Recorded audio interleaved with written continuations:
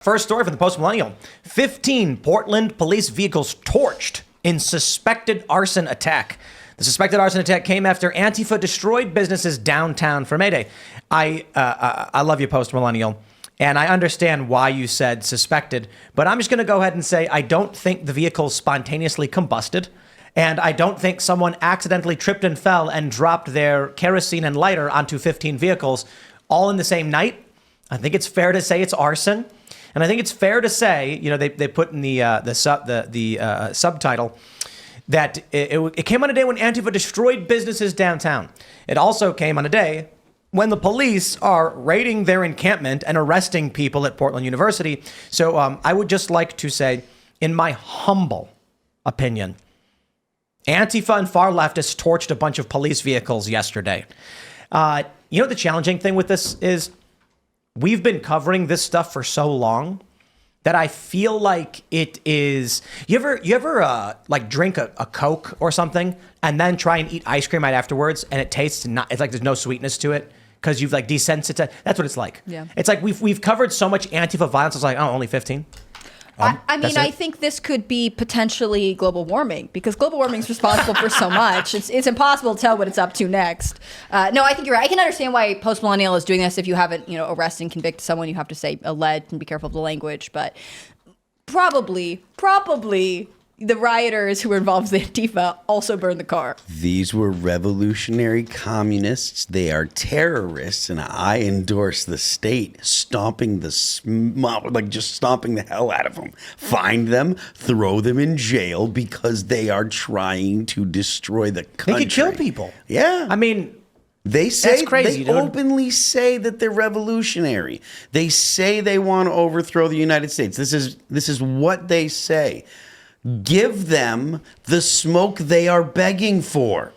Give them the smoke. That is, of course, it's called CS smoke. Yeah. Do you know what CS stands for? Genuine question, because someone looked that up. I don't know. In Ferguson, when they fired the tear gas, it's called CS smoke. And so CNN said they're not using tear gas. In fact, it's just smoke. And meanwhile, everyone's going, oh, like my eyes. Yes, because they don't call it tear gas. No. And the other thing, too, I learned is that pepper spray is apparently also tear gas. Yeah, it's just a different, powdered. CS stands for it's a very long word meaning chemicals. And as I am not Ian the scientist, I cannot read it to you. That's what the internet is trying to tell me right now. Because they have canisters that say CS smoke, CS gas. Oh, I see. Chlorobenzyl malonate. Yeah, see why I avoided it? Really? I think that means not good for your eyes. Yes. Yeah, so they just call it CS it's Latin gas. Name. Chlorobenzyl malonitrile. I can understand why the police call it CS gas now. Tim, I think you're being too kind to Post-Millennial because they buried the lead here. The real story is that there's still 15 cars in Portland to burn. Oh, right. Because I've been to Portland recently, and it's how are they doing? It's kind of a festering hellhole. Really? Yeah. I went there. The last time I was there was years ago. It was funny. There was some video. I can't remember why people were posting it, but it was a video of like Proud Boys marching. And they claimed this old video was a video of something else. And I was like, I know that's fake news because I was at that march. I know where that is. They were in Portland. And it was crazy because I was there a few days in advance. And so I'm walking around, I'm going to the store. I think I bought a phone or something. I needed to get an upgrade. And there are signs that they tape, posters saying this person is a Nazi. And it's pictures of random people. And I'm like, I don't know what this is. But they were everywhere. They just put up these posters of people. And now, over the past several years, we've seen all the news that the downtown area is basically gone. Nobody wants to have a business there. It's like a zombie apocalypse now. And all the businesses finally gave up, and people are now working from home. So there's no people during the day, which means there's no restaurants, there's no nightlife. And it's just, they killed it. They're collapsing the economy there. They killed it. I remember listening to this interview NPR did with local business owners, probably on the downtown area of, I know it was in Portland, and they were saying, well, we don't necessarily believe in the things they believe in, but we will put the signs up so they know that we're friendly to their causes, and basically in hopes of being left alone. And it never worked. It never works. These people that are trying to fight the cops and trying to attack the cops and stuff like that, these are the same people that shot that MAGA dude. Like they're of the exact same political bent, right? They're the same people that would smash in a building, smash in someone's property because they didn't have the right sticker in the window or whatever. These are the same people that will stop emergency services from getting through their protest while people are having heart attacks or dying. They're all revolutionary communists. They specifically say they want to take down the United States.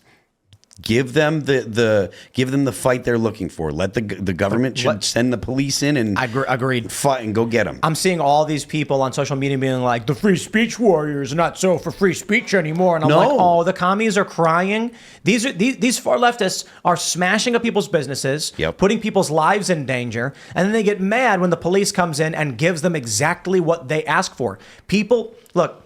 They say the ends justify the means. That's what these people believe. And I'm like, so this is what they're saying. They think they're justified in smashing things up, burning vehicles, and they've killed people because in the end, it'll be justified. Yeah, in the end, they will create government doing just this. So when they demand government based on violent force, I say the police should go in and respond in kind under the law, which the law allows, to stop violent criminals, because they're saying they want government of force. Okay, well we can oblige. The police can go in and stop you from using this force, countering your force with theirs, and then we can all clap and say that congratulations, you've got what you've asked for. Speech is speech. Violence is violence. There's a pretty bright line there. And violence should never be tolerated. I have a friend that lives in San Francisco. She's very successful. She refuses to leave Haight-Ashbury because she believes that the Marxists that run the government absolutely want to run away anybody who's successful, anybody that could actually keep the city, restore the city, make it worth living there again. And she won't do it. She's not leaving because she thinks that's exactly what they want. It looks to me like Portland's the thugs have won that fight. Take a look at this tweet from Andy No. He says, at the MayDay Antifa riot downtown Portland, the extremists in the Black Bloc marched from the Portland State Library encampment where they threw mortar explosives and smashed up businesses and property. Portland police made no arrests. The attack was pre-announced on social media. Take a look at this. MayDay scavenger hunt. Here's a list of business orgs who profit off the settler colony of Israel that we'll pass on the march. Keep your eyes out and take whatever autonomous action feels good. They label these businesses. They literally just threw Israel's name in there as an excuse to go and smash up these corporations. And if these were private businesses owned by a person, I would endorse the person getting out there and defending their business. Well, and no one who's going on this scavenger hunt, so to speak, is actually going to verify any of this. They're going to read this piece of paper and be like, haha, cool. Yeah. It's sort of illogical, but it does speak to the control this movement has over the masses that it's brought together. They are willing to create an ideological incentive for them to do chaos, and the people are not willing to say, hey, I'm an independent thinker and this is why I don't think I'm going to do that. They're a tiny minority that intimidate the normal people that want to live normal lives, that go to work every day, that do the things that keep society together and keep society going. They do this because they know that they don't have anything to lose, because they have no lives, they don't have jobs, they don't have to go to work, they're not the normal people. So they go and they make a stink and they scare the crap out of the normal people, and so the normal people are afraid to do anything about it. Idle hands, devil's playground. But I also wonder, you ever see that meme where it was, I don't know if it was like a guy telling a story in some post. He said that he rented an apartment and then one day he heard a gunshot and he got worried, and he went out to his backyard or whatever and looked around and he saw his neighbor holding a gun, and his neighbor said, "Don't worry, that was me. Just fired into the ground. I do this every once in a while to keep the property taxes down." Something like that. Insane. Yeah, I wonder if what's actually happening is it would be actually a hilarious story that there's a conspiracy of wealthy, like generationally wealthy white liberals who live in Portland who want to buy up as much property as possible. So every night they dress up like Antifa and claim, oh, Israel, oh, geez. Then they cause all this damage. Everybody leaves. They sink the property value. They buy it up. And then 3 years, they stop doing it. You know what I mean? Ryan Long had a comedy bit about this, Antifa glass repair. And he's like, By night, we are Antifa. By day, we repair windows. And then they get a call and they're like, oh, wow. Oh, I can't believe that happened. Yeah, we'll be right there with the new window for you. I actually do have. I know a guy like we're mutuals on Xbox Live that repairs windows in Portland. And he was like, he was so damn busy. Seamus, if you're listening, someone already commented in chat. Seamus, we need you. Seamus, it's a video where it's a guy. Actually, Seamus might have already done this. It's a guy driving around in like a Porsche or like a Model S Plaid, and he's got gold diamond studded sunglasses and a grill, and it's just like a glass repair company. I learned today that there like the majority of renters in the U.S., like people who rent their homes or apartments, live in basically like 240 counties of the nation's like just over 3,000, and a lot of them are obviously like around LA, in New York City, you know, things like that. And so I would be interested to see sort of the cross map of Antifa activity and renters, like people who aren't actually tied to the community. They're sort of claiming social ties to the community. But if it got really bad, they would all leave if they wanted to. So anyways, that's from my think tank that I just invented right now. I'll create that map for you guys. What is the end? Your friend saying that she doesn't want to leave because she thinks they want her to leave, but there's nothing you can do about it. Like the system will be broke. It's very difficult to build a machine. It's very easy to throw a wrench in the spokes. Yeah. Well, she's of means where she's fighting back politically, and she's actually trying to seat people who aren't crazy in the government. Because I mean, Portland only happened because the mayor and the city council and eventually the police let it happen, and they let it fester and they let it get big, and pretty soon it becomes this culture where all of these kids are doing this for a living. You don't have to let it be that way. So the question is, can you ever take it back? Can you actually ever restore it so that people who work and produce and create and generate revenue for the city, will they actually come back? That's a question, because you can also just migrate. Yep. And move somewhere else and live somewhere else. I don't know. I kind of recommend it. I think the issue is culture. And these cities, the reason Antifa is getting away with it is there is no culture. Imagine if the overwhelming majority of people agreed with each other on how these things should be dealt with. You wouldn't need to worry about anything. You wouldn't need to fight at all.